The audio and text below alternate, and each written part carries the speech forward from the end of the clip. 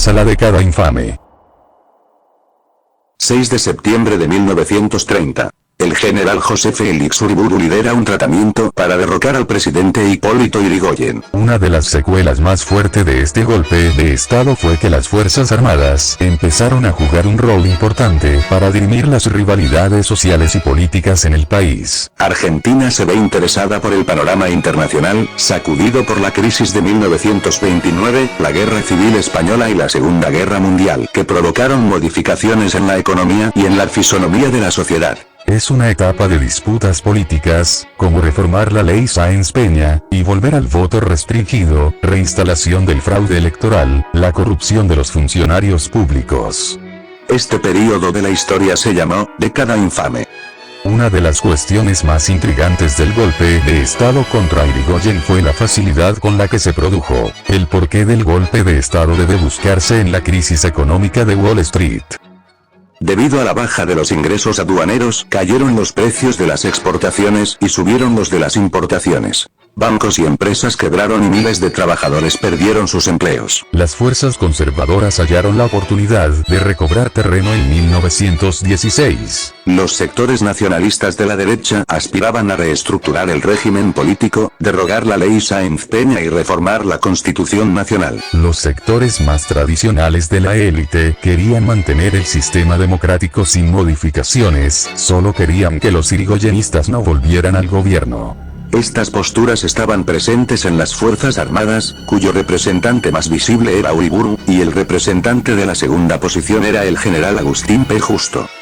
La dictadura de Uriburu, 1930-1932. El principal objetivo de Uriburu era construir un régimen político corporativista y autoritario. Nombró a sus partidarios más cercanos en puestos de gobierno claves. Tomó varias medidas para silenciar a la oposición, apoyo a la legión cívica, estableció el estado de sitio, y reimplantó la ley marcial y pena de muerte. La mayoría de los integrantes de las Fuerzas Armadas y los sectores conservadores respaldaban las ideas de Justo. 1931. Algunos militares yrigoyenistas protagonizan un levantamiento armado contra el gobierno dictatorial de Corrientes. Si bien fue sofocado, Uriburu se convenció de la necesidad de convocar elecciones. En noviembre del mismo año se enfrentan dos fórmulas: P. Justo, Roca, hijo, contra Lisandro de la Torre y Nicolás Repetto. La fórmula Justo, Roca, se impuso cómodamente y el nuevo presidente asumió el poder en febrero de 1932. La presidencia de Justo, 1932-1938. Los 6 años de mandato de Justo se caracterizaron por enfrentamientos políticos, graves escándalos y niveles de conflictividad en los que no faltaron la violencia y la represión. La preocupación del presidente era lograr que las fuerzas conservadoras se mantuvieran en el poder. Justo y la élite estaban en desacuerdo con las ideas de Uriburu y querían impedir que los radicales volvieran al poder. ¿Cómo lograr este objetivo sin modificar la ley? El fraude electoral. Como los conservadores se consideraban los únicos aptos para gobernar, lo denominaron fraude patriótico. Gracias a este mecanismo los conservadores se mantuvieron en el poder hasta 1943. La economía argentina durante la restauración conservadora. Hasta 1935, la concordancia debió enfrentar a opositores en distintos ámbitos. Uno de esos fue el Congreso de la Nación. Los conservadores chocaban con la oposición, transformando el Congreso en un espacio de profundos debates. El caso más resonante se relacionó con los efectos del Tratado Roca-Runciman. Se produjo en el marco de las consecuencias de la crisis económica mundial. Gran Bretaña había amenazado con dejar de comprar carne a la Argentina. Luego de extensas negociaciones se llegó al acuerdo de que Gran Bretaña mantendría la cuota de importación de carnes argentinas, mientras que Argentina se comprometía a permitir que el 85% de la cuota fuera exportado por los frigoríficos ingleses, y el 15% por las compañías argentinas. Destinar todo el dinero a la compra de productos británicos. No reducir las tarifas de los ferrocarriles ingleses. Mantener libre de derechos de aduana a los productos británicos que abastezcan a los ferrocarriles e industrias textiles. Resguardar los intereses de los frigoríficos británicos, limitando el avance de los norteamericanos. Lisandro de la Torre inició una investigación en que descubrió varios manejos fraudulentos de los frigoríficos. Las discusiones sobre el tema se conoció como debate de las carnes. Las corrientes de pensamiento nacionalista también criticaron el tratado. Dentro de la UCR, la fuerza de orientación radical de la joven Argentina, autodefinidos como irigoyenistas y antiimperialistas, realizaron una propaganda denunciando la dependencia económica de Argentina respecto de Gran Bretaña. Tras la crisis de 1929, los países centrales pusieron en marcha políticas proteccionistas con fuertes intervenciones del Estado en la actividad económica y comercio. Para la Argentina fueron sumamente graves, debido a la exportación agrícola y ganadera, las importaciones crecían mientras que las exportaciones disminuían. La caída del comercio provocaba el descenso de los recursos del Estado, el precio internacional de los alimentos y materias primas se derrumbaba. La quiebra de bancos terminó por elevar la pobreza y la miseria. El gobierno tomó medidas como la intervención del Estado en la economía y el apoyo a la industria nacional para satisfacer las demandas del mercado interno. El intervencionismo estatal. En 1935 se creó el Banco Central de la República Argentina para controlar la moneda, regular el crédito y mantener la estabilidad monetaria. Otra medida fue la implantación del control de cambios para aumentar la recaudación de divisas y fomentar la industrialización. Y una tercera medida fue la creación de juntas reguladoras para el regulamiento del mercado de bienes, la industrialización por sustitución de las importaciones. En la década de 1920 existían industrias que producían artículos destinados a cubrir las necesidades del mercado local. El proceso de industrialización por sustitución de importaciones, y sí, se basó en distintas ramas industriales de poco alcance, el desarrollo industrial tendiente a elaborar productos que antes se compraban al exterior, la ICI se aceleró a partir de 1929. El Estado controló los cambios, reguló y orientó el crédito incentivando que los capitales nacionales y extranjeros comenzaran a invertir más decididamente en la industria. Este crecimiento industrial no solucionó los problemas diversos de las mismas.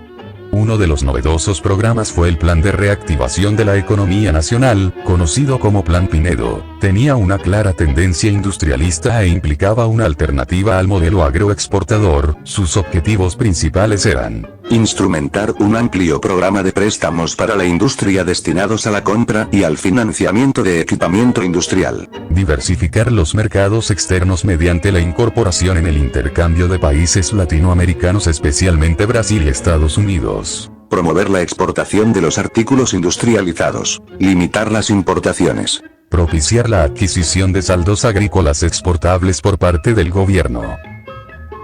Entre edificios y villas miseria. El desarrollo industrial de este periodo no cambió la concentración productiva y demográfica, la reforzó.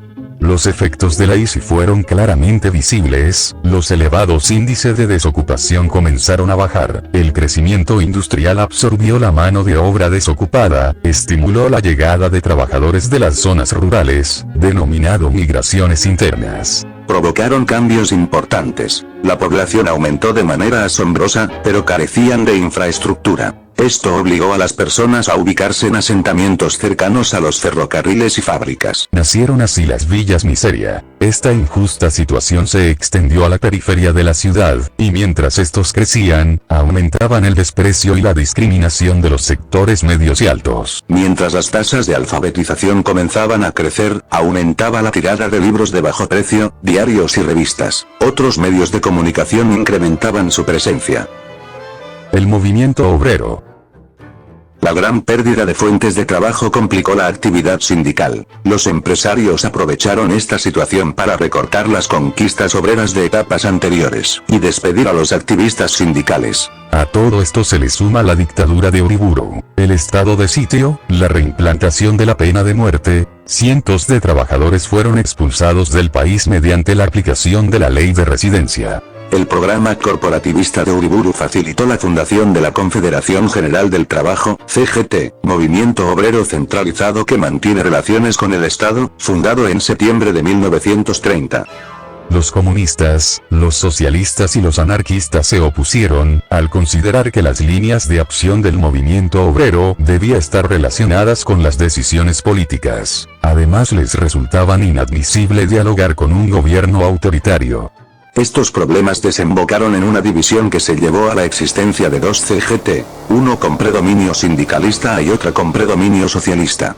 Tanto el Partido Comunista como socialistas obtuvieron el apoyo de los trabajadores. A medida que la situación económica mejoraba, los trabajadores consiguieron el triunfo de una gran cantidad de conflictos. De la victoria de Ortiz al golpe de Estado de 1943.